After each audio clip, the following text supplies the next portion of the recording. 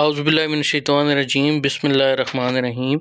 अस्सलामुअलैकुम। उम्मीद है कि आप सब खैरियत से होंगे और यूनिट 4 जो है वो अक्सर टीचर मुकम्मल कर चुके होंगे। ये वीडियो जो मैं बना रहा हूँ इसमें हम 4 से 5 चीज़ों को जो है वो डिस्कस करेंगे। तो मेरी आप सब से यही रिक्वेस्ट है कि काइंडली इस वीडियो को पूरा ज़रूर देखिएगा और कमेंट्स में मुझे ये ज़रूर बताइएगा कि आपको ये वीडियो कैसी लगी। और अभी भी इसमें अगर आपका कोई क्वेश्चन हो तो वो भी आप मुझसे ज़रूर पूछिएगा कमेंट्स में। मैं आपको ज़रूर इंशाल्लाह भरपूर कोशिश करूँगा कि आपको उस चीज़ का आंसर दूँ। यूनिट 4 लेंथ वाइज बहुत ज़्यादा था, 23% ये मॉड्यूल का था, यानी समझ लें कि 1.5 पोर्शन जो है यानी 4th पोर्शन जो है ये आपके इस मॉड्यूल का था।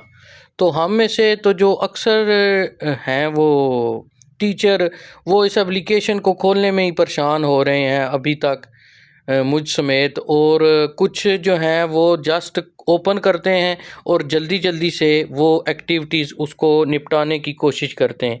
जैसे ये आपके सामने कुछ एक्टिविटीज़ मैं दिखा रहा हूँ आपको। डू एंड डोंट वाली एक एक्टिविटी थी, 2 थी बल्कि। एक में टिक क्रॉस करना था, उसमें 6 क्वेश्चन थे और इसमें 8 क्वेश्चन थे कुछ इस तरह के। एक आपने इस तरह की टीचिंग प्रैक्टिस के हवाले से ये भी एक्टिविटी आप में से काफ़ी लोगों ने की होगी, लेकिन हो सकता है कुछ को ये समझ ना आया हो बेसिकली ये है क्या। तो ये मैं कोशिश करूँगा कि आपको इसको बयान कर सकूँ। एक ये एक्टिविटी थी, ये भी उम्मीद है काफ़ी लोगों ने देखी होगी। यूनिट 4 की हम समरी को भी रिव्यू करेंगे और यूनिट 5 में हम देखेंगे कि आगे हमें क्या बताने जा रहे हैं। वो आपने ये भी चीज़ नोट की होगी कि दिन ब दिन इस ट्रेनिंग का जो लेवल है वो ऊपर होता जा रहा है, लेवल हाई होता जा रहा है और मुश्किल से मुश्किल तरीन चीज़ें जो हैं वो अभी हमारे पास आ रही हैं। जैसे एक लैंग्वेज एक्टिविटी है, उसमें से आपने हूबहू कॉपी पेस्ट करके भी देखा होगा कि वो बार बार आपको एरर दे रहा है या आपका आंसर नहीं सबमिट कर रहा। तो इस जैसे काफ़ी मसाइल हैं, लेकिन हमने इन मसाइल के साथ ही जो है वो इस चीज़ को कंटिन्यू रखना है। इस वीडियो में जो है वो यूनिट 4 और 5 के बारे में हम बात करेंगे, यूनिट 4 की एक्टिविटीज़ के बारे में बात करेंगे और ये भी बात करेंगे कि 2 हफ्तों बाद जो है वो हमारे साथ अभी क्या होने जा रहा है और डू और डोंट एक्टिविटी का मकसद क्या था उसके बारे में भी हम बात करेंगे। और टीचिंग टेक्निक कौन सी बताई गई हैं हमें इस वीडियो में, इस यूनिट 4 में, उनके बारे में भी हम बात करेंगे। तो सबसे पहले अगर हम इस पे बात करें डू और डोंट एक्टिविटी के बारे में, तो जैसे मैंने आपको पहले भी बताया कि इसमें पहली जो एक्टिविटी थी उसमें 6 सवाल थे जिसमें टिक और क्रॉस करना था, जैसे ये है। तो इसमें पहले और दूसरे को हमने टिक किया, तीसरे को क्रॉस किया और चौथे, पाँचवें, छठे को टिक किया।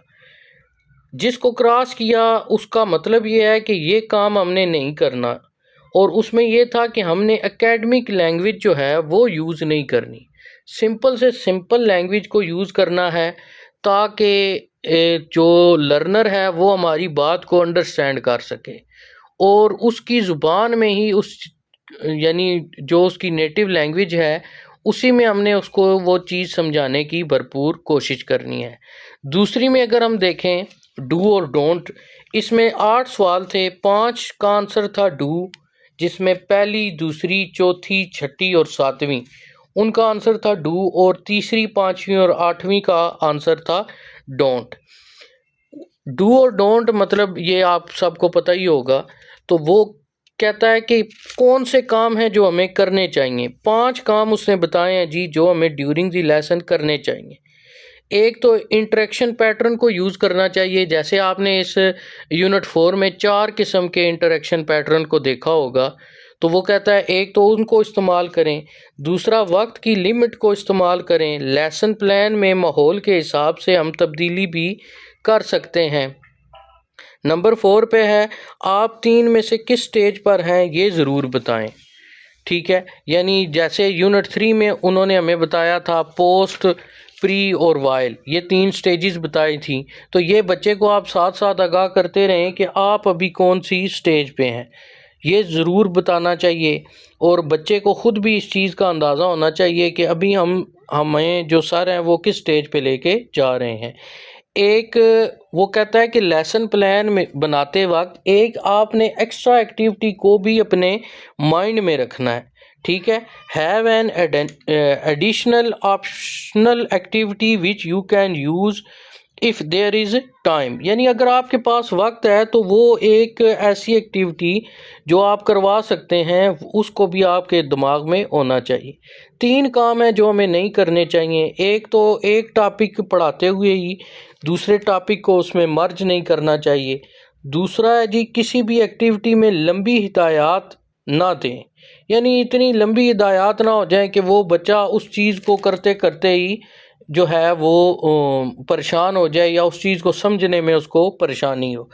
नंबर 3 है कि लेसन को स्टॉप ना करें, यानी अगर आपने लेसन प्लान बनाया है, ठीक है, और आप कहते हैं जी कि ये लेसन प्लान तो मैंने जो 40 मिनट का बनाया था वो तो 20 मिनट में ख़त्म हो गया है, अब अगले 20 मिनट आप बच्चों को छोड़ देते हैं, वो जो मर्ज़ी करना चाहे कर देते हैं।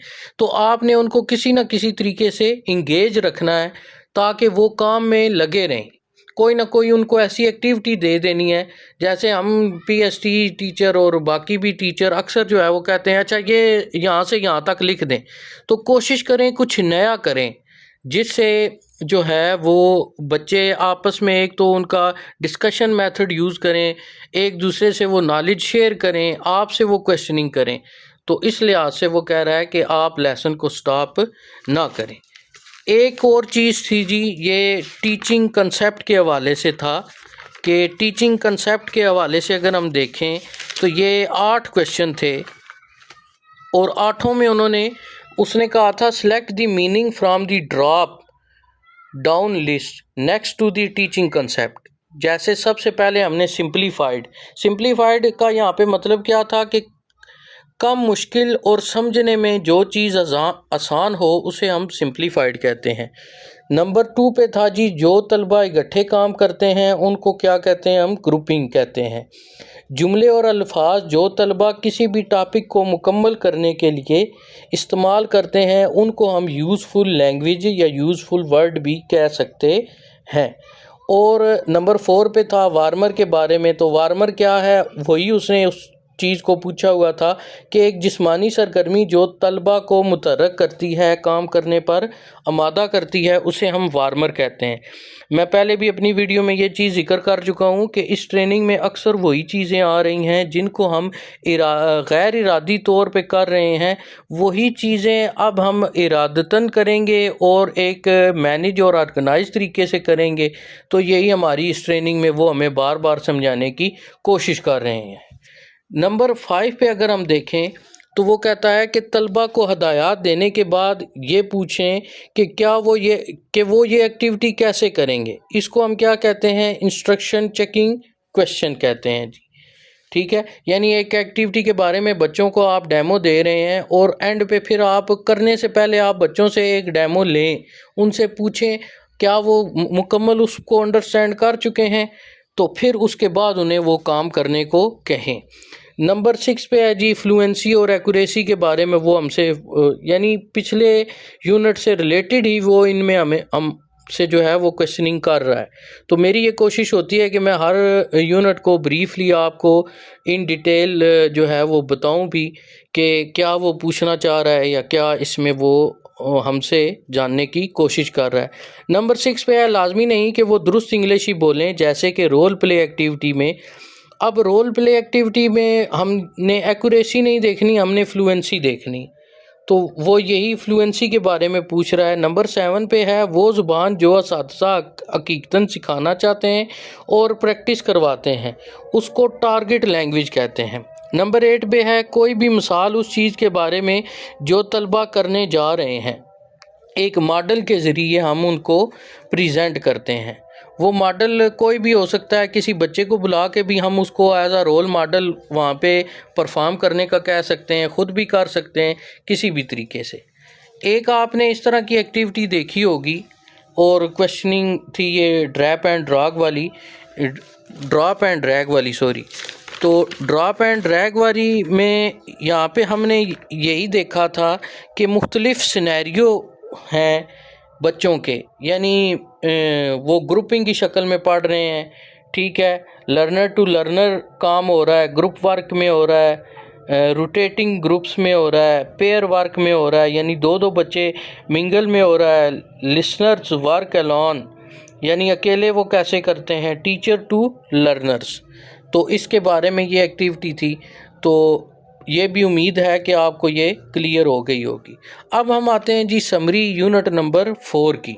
तो इसमें हमारे पास जो हैं वो कुल 7 चीज़ें जो हैं वो हमने सीखी हैं। सबसे पहली चीज़ ये कि बहुत सी तकनीकें सिखाई गई हैं ओरल कम्युनिकेशन के हवाले से। वो आपने स्टार्ट में जो 2 3 4 चीज़ें की हैं डू और डोंट वाली, उसमें वो चीज़ ओरल कम्युनिकेशन के हवाले से ये आपको सिखा रहा है।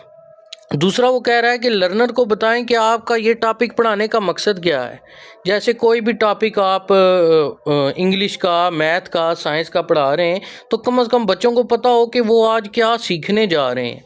तो वो उनका यानी ब्रेन स्टॉर्मिंग में आपने उनको टॉपिक भी बताना है, अनाउंसमेंट ऑफ टॉपिक, SLOs उनको बताने हैं बच्चों को कि आज हमने ये पढ़ना है। नंबर 3 जो है वो ये कह रहा है कि असातिज़ा का इसमें क्या किरदार है, उस्ताद का क्या किरदार है ओरल कम्युनिकेशन के हवाले से, कि वो मुख्तलिफ़ मराइल में तलबा की कैसे मदद कर सकता है। नंबर 4 जो है वो एक्टिविटी के वक्त और पेस को कैसे मैनेज करना है। नंबर 5 है जी किताब के टास्क को क्लासरूम में कैसे इस्तेमाल करना है। ये वीडियोस में उन्होंने मुख्तलिफ़ तरीक़ों से दिखाया हुआ है। उम्मीद है आपने वो वीडियो देखी होंगी, अगर नहीं देखी तो काफ़ी इन्फॉर्मेटिव है। मेरा मशवरा ये है कि जब भी वो आपके नसीब में हो कि वो चल रही हैं तो आप उनको ज़रूर देखें। मैं कोशिश करूँगा उन वीडियो के हवाले से भी एक जो है वो अपडेट ये एक वीडियो बना के अपलोड करूं ताकि आपको वो ब्रीफली समझ आ जाए। तो नंबर 6 पे है जी कि इंटरेक्शन के 4 पैटर्न दिखाए गए हैं, उनको कैसे समझना है उस्ताद ने और लर्नर को कैसे उसने मोटिवेट करना है। इंटरेक्शन पैटर्न में आपने 4 पैटर्न देखे होंगे, हम में से उसमें से अक्सर जो है हम नंबर 4 वाला जो है वो अक्सर यूज़ करते हैं। तो एंड पे वो कह रहा है जी क्लासरूम को मैनेजमेंट करने के हवाले से भी बताया गया है। यानी ये जो एक्टिविटी अभी मैंने आपको बताई है ये बेसिकली आपको क्लासरूम मैनेजमेंट के बारे में ही बता रही है कि लर्नर टू लर्नर आपने क्लास को कैसे मैनेज करना है, ग्रुप वर्क में, रोटेटिंग ग्रुप्स में, पेयर वर्क में। तो ये क्लासरूम मैनेजमेंट बेसिकली इस एक्टिविटी में वो आपको सिखाने की कोशिश कर रहा है। लैंग्वेज एक्टिविटी एक थी जिसमें काफ़ी टीचर परेशान थे, तो वो बेसिकली ये जानने की उस एक्टिविटी में कोशिश कर रहा है कि आप सेम टू सेम उस चीज़ को कॉपी कैसे करके और उसका आंसर यहाँ पे लिखते हैं। फर्स्टली तो वो आपको आंसर दे रहा है, लेकिन अक्सर लोग उस चीज़ को जो है वो कर रहे हैं, दोबारा कॉपी पेस्ट भी करते हैं, तो वो सेम इशू आ रहा है। तो वो उस हवाले से भी मैंने अपनी एक वीडियो भी अपलोड की है, मेरे चैनल पे मौजूद है। Proud to be PST Mirza आप लिखेंगे तो सर्च बार में proud to be PST Mirza तो सबसे ऊपर मेरा ही चैनल आएगा, उसको सब्सक्राइब भी करें और वहाँ पे मेरी हर लिहाज से वीडियो आपको मिल जाएगी। आपके हर क्वेश्चन का आंसर आपको, मेरे हर क्वेश्चन जो है वो आपको आंसर वहाँ पे मिल जाएगा। अब अगर हम बात करें जी यूनिट 5 के हवाले से, तो मेरे ख्याल में वो यूनिट 4 से तो इंशाल्लाह कम ही होगा और थोड़ा इजी भी होने के चांस नहीं है उसके, क्योंकि दिन ब दिन ये यूनिट जो हैं वो मुश्किल ही होते जा रहे हैं। तो यूनिट 5 जो है उसमें यहाँ पे तो वो उसका 3 क्वेश्चनिंग जो है वो बता रहा है कि सबसे अहम बात जो हम सीखेंगे कि हम तलबा की कुछ भी बोलने में कैसे मदद कर सकते हैं और कैसे उसकी स्पीकिंग स्किल को बेहतर बना सकते हैं। सेकंड है जी कि निसाबे तालीम को हम कैसे रोज़मर्रा ज़िंदगी से जोड़ सकते हैं, यानी एक डेली लाइफ से भी उसकी कोशिश करनी है कि एग्ज़ाम्पल दे दें, मुख्तलिफ़ आइडियाज़ के बारे में इसमें यूनिट 5 में बताया जाएगा कि हम ओरल कम्युनिकेशन को कैसे तरतीबवार मरला से शुरू कर सकते हैं। क्लासरूम में हम तमाम तलबा को बराबर मौका कैसे दे सकते हैं। अक्सर आपने ये चीज़ नोट की होगी कि जो बच्चे हैं वो हम कोई भी क्वेश्चनिंग करते हैं तो जो अच्छे बच्चे हैं वो जल्दी पिकअप कर लेते हैं और वो आंसर कर देते हैं और सारे बच्चे जो है वो खामोश बैठ जाते हैं। तो कोशिश करें कि ऐसे बच्चे भी जो एवरेज हैं या वीक हैं उनसे भी आंसर जानने की कोशिश करें ताकि उन्हें भी ये हो कि हम इस चीज़ को अच्छी तरह सुने ताकि ये हमें जो है इसका रिटर्न मिल जाए। यूनिट 4 का एक मैंने यहाँ पे चीज़ लिखी है कि ट्रेनिंग का बोझ पीएसटी भारी क्यों। जैसे अभी हम ये ट्रेनिंग कर रहे हैं, हफ्ते में एक यूनिट कर रहे हैं, हमारा डाटा इतना यूज़ हो रहा है, हर टीचर ही कोई कैसे नेट परचेज कर रहा है, कोई कैसे मैनेज कर रहा है, कोई किसी के घर जाकर उसका वाईफाई का पासवर्ड लगा के कर रहा है कि हो सकता है उसका नेट तेज़ हो तो मेरा यूनिट पहले खुल जाए और मैं ये कर लूँ। ऐसे ही कुछ सिनेरियो मैंने ख़ुद भी ऑब्ज़र्व किए हैं, उम्मीद है कि आपके साथ भी ज़रूर होते होंगे। तो हमें ये अपने एईओज़ के साथ भी और हायर अथॉरिटी से भी ये अपील करनी चाहिए कि हमें कम से कम कुछ ना कुछ इसका इन रिटर्न मुआवजा दें कि हम यहाँ पे इतना अपना टाइम भी लगा रहे हैं, पैसे भी लगा रहे हैं, सब कुछ कर रहे हैं, टेंशन भी हैं, बीपी भी लोगों के हाई हो रहे हैं। अगर वो एप्लीकेशन ना खुले, कोई एक्टिविटी गलत हो जाए तो खाना खाने का दिल नहीं करता। तो हम दिन ब दिन इसके बारे में परेशान ही होते जा रहे हैं। तो इन रिटर्न हमें कुछ ना कुछ रिवार्ड इसका ज़रूर मिलना चाहिए। एक और बात कि 2 हफ्तों के बाद क्या होगा, 2 हफ्तों के बाद ये होगा कि जो एईओ है हमारे वो क्लासरूम ऑब्जर्वेशन टूल में इजाफ़ा हो जाएगा और वो जो हमारी क्लास ऑब्ज़र्व करते हैं वो उसके मुताबिक जो है वो ऑब्ज़र्व करेंगे। उम्मीद है कि यूनिट 4 आप सबको अच्छी तरीके से इसकी समझ भी आ गई होगी।